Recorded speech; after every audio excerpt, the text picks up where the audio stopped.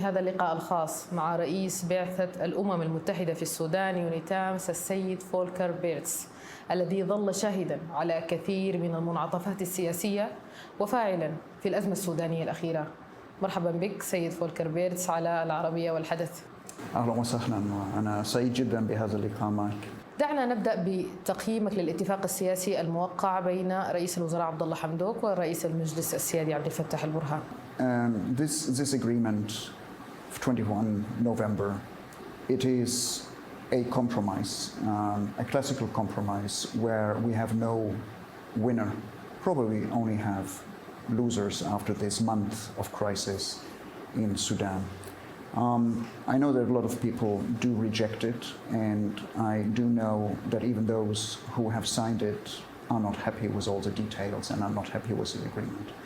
We, as Yunitams and as the United Nations, we have still welcomed it. We have welcomed it in two respects. We have welcomed it, and I welcome it personally, as a step to spare the country more bloodshed and probably serious fragmentation that could lead to developments as we have seen them in other countries, in Libya and Syria or in Yemen. I also see it as a step towards the restoration of the constitutional order. It is not the restoration of the constitutional order, but it's a step towards the restoration of constitutional order in Sudan. And second, I do see it as an opportunity to refocus on all the contentious issues in Sudan, which have been there before 21 September and before 25 October, and that need to be discussed as an opportunity to go back into a serious national dialogue about all the issues that need to be dealt with, and also to get international support back to Sudan. إذا ما الذي يجب كان أن يضاف في هذا الاتفاق، أو يعني ما هي البنود التي تتحفظ عليها بالضبط؟ Well, I don't have reservations as such on a document which the Sudanese have been, or some Sudanese stakeholders have agreed upon. For me, the important thing is, will it actually be translated into reality, and the stakeholders here, or the actors, will be judged domestically and internationally by the way they implement it. For example, and we are on a day where we have demonstrations outside where we have protests outside, even against the agreement. Will people who protest against the agreement will be allowed to demonstrate and to protest peacefully without being repressed by excessive force, or excessive force being used against them? Will the all detainees be released as the agreement says?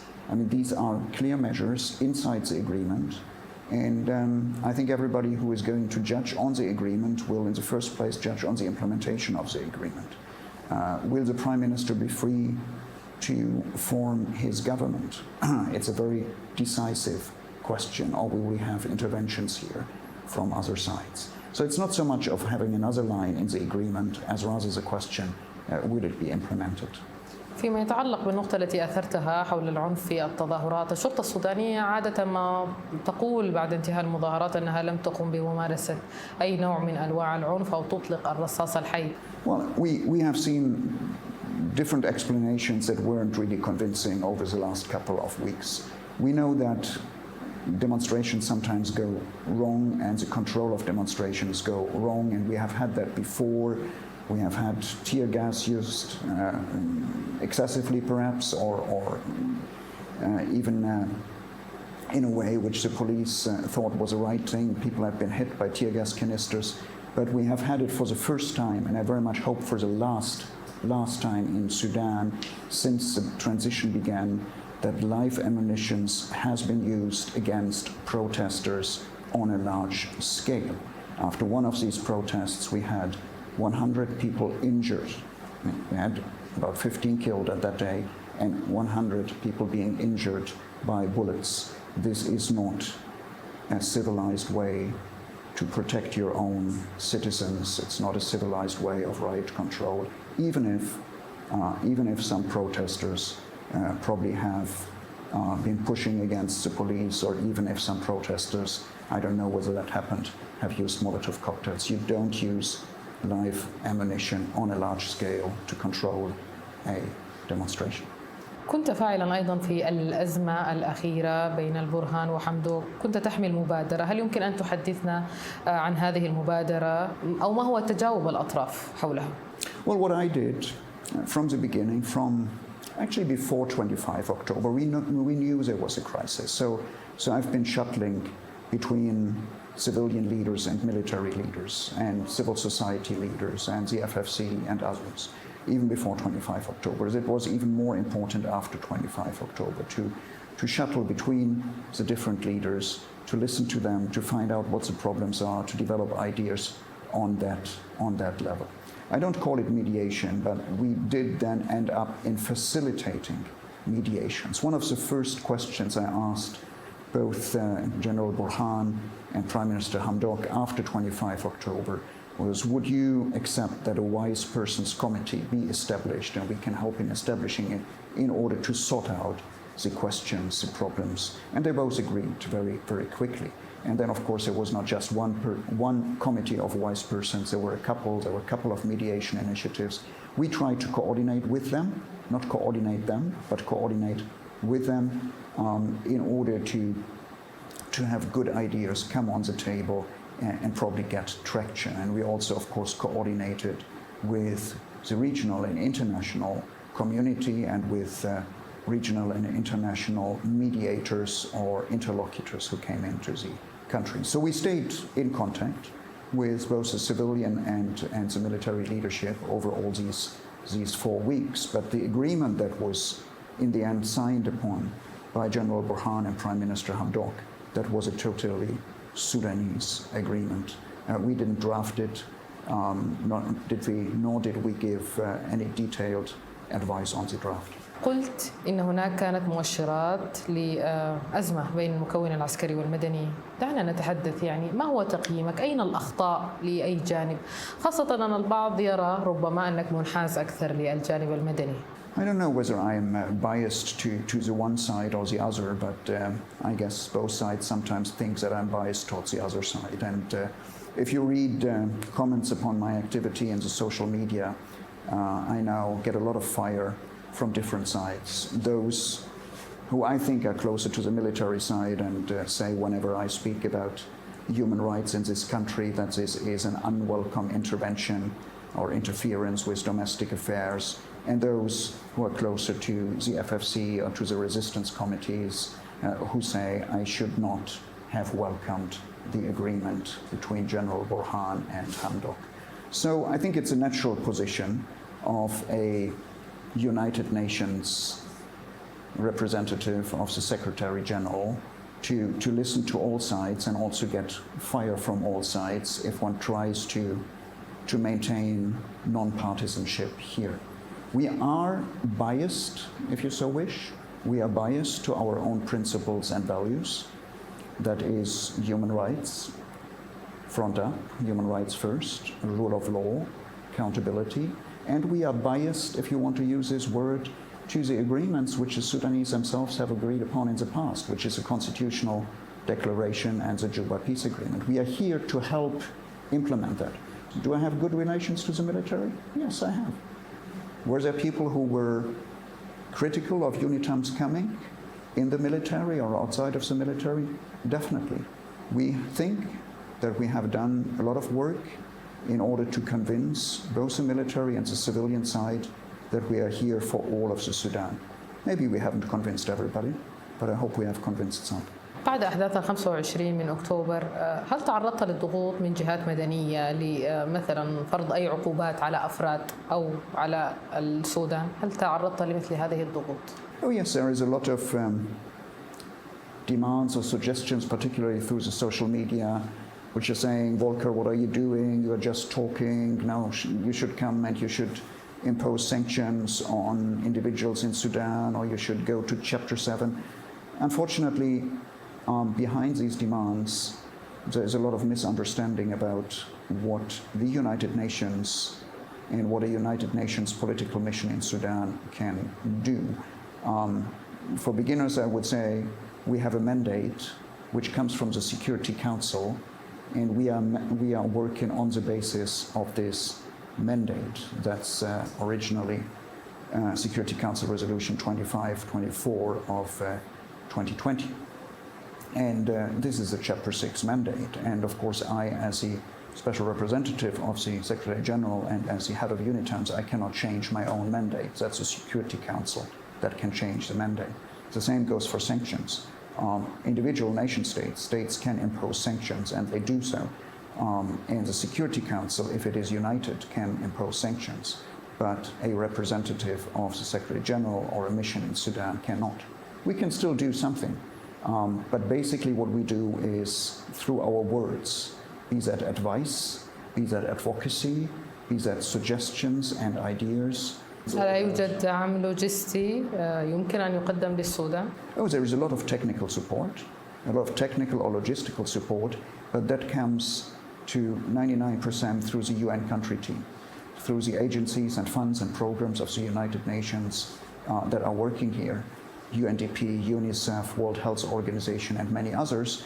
And since we are here, and that is a decision from Security Council, as an integrated mission, it means we are coordinating and integrating with these programs and funds and agencies of the United Nations, so that what you call logistical support or technical support, so that is in line with our mandate, where we have started, like to support the Ministry of Justice in drafting an electoral commission law, and the next step is an electoral law. Elections are very, very important. It's not so. هل تستطيع الأحزاب أن تستعد للانتخابات في هذه المدة المحددة في الوثيقة الدستورية؟ Well, the mudda, the timeline is still to be discussed. It was supposed to be by the end of 2023, with the end of or early 2024, with the end of the transition period. There seems to be a decision now where Prime Minister and President of Security Council agree that it should be advanced a little bit to like July 2023, which would give us a little bit more than a year and a half. That is technically possible. Politically, it's quite ambitious to prepare free and fair and credible elections in a year and a half. As I said, technically it's possible. It needs a lot of goodwill and good faith from everybody who implements it. It needs a couple of laws. It needs the parties to get their act together to establish. Some of the parties will probably first have to be established. They are just movements or just groups of civil society actors who may want to form a party, and they have to have party congresses. They have to develop a program.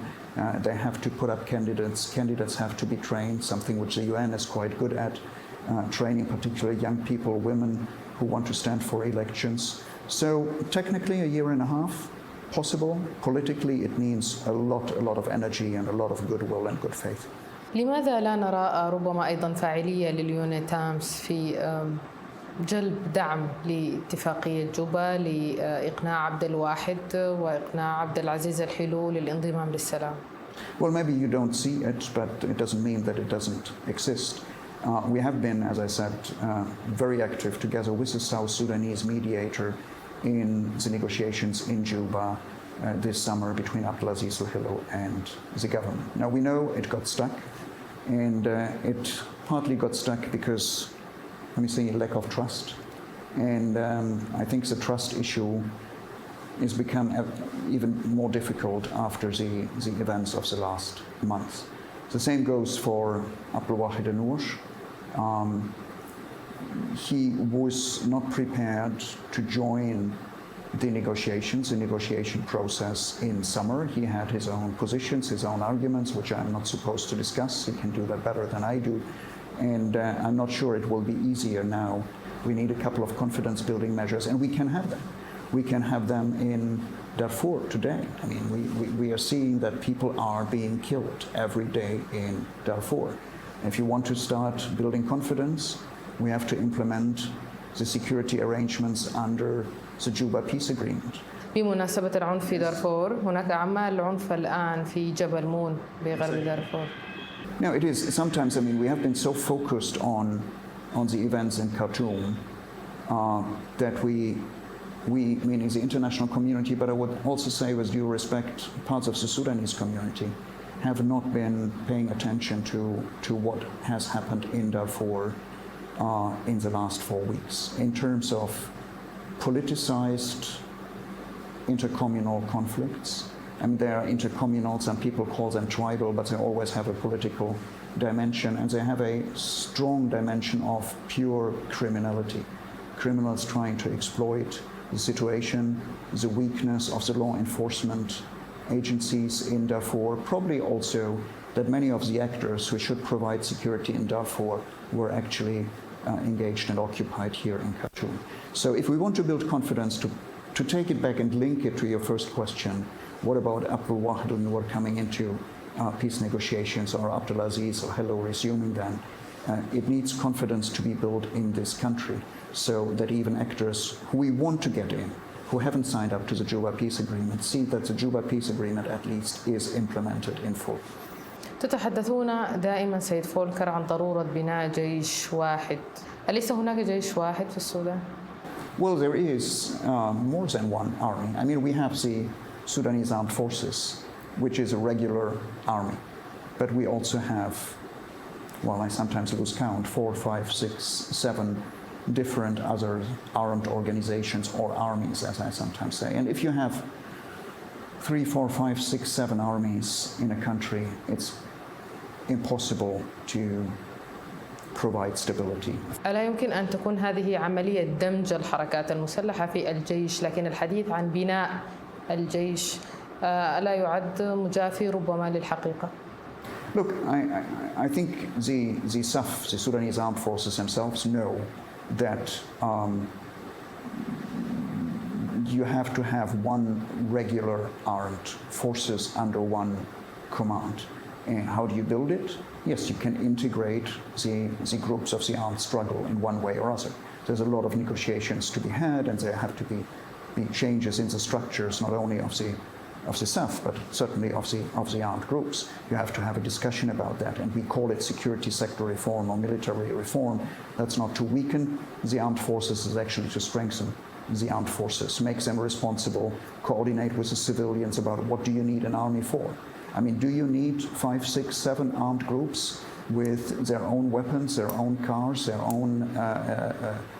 own guns, having to be coordinated in institutions you have to set up in order to coordinate them? Or wouldn't it be much better if some of these groups would form something, just a suggestion, just an idea, would form something like the National Guard in the United States or in some other countries, where you have a force which is locally recruited and can intervene if there are problems in the location where they live, but then they would be part of one common army or armed force under civilian leadership, of course with a military command, but under the political leadership of a civilian government. I think it would be in the interest of Sudan, and I don't think there's much of a dispute between me here and the generals. المجلس الأعلى للنظارات البيئة حدد للسلطات السودانية 4 ديسمبر المقبل لإلغاء مسار الشرق. ما هي رؤيتك لحل هذه الأزمة حتى لا يتكرر الأمر مرة أخرى في ولاية البحر الأحمر ويتم إغلاق الطرق والموانئ؟ You know, we have been quite intensively involved in negotiations before the military takeover of 25 October in trying to help resolve this issue with the East. And I do understand that the Beja Congress has given the stakeholders here a little bit more time now than for December, and saying they are going to give them another month. Even if it is 2 months now until we need a decision, it means that negotiations have to restart very, very soon. I don't think personally, but this is up for the Sudanese to find out with one another, and probably with some facilitation from international actors like ourselves or others. I don't think that the cancellation of one track would be a solution as such. What we need to have is a very inclusive discussion or dialogue about what the East needs, both in terms of representation The East is politically or has been politically underrepresented. I think there is not much doubt about that. And I would say, at least as importantly, or probably more importantly, the question of how sustainable development could be achieved in the East. And that's a question of resources. So we have representation and we have material resources. These questions have to be sorted out. سيد فولكر بيرتس رئيس البعثة الأممية للسودان، شكرا على هذه الإجابات الصريحة. شكرا لك وإلى اللقاء إن شاء الله.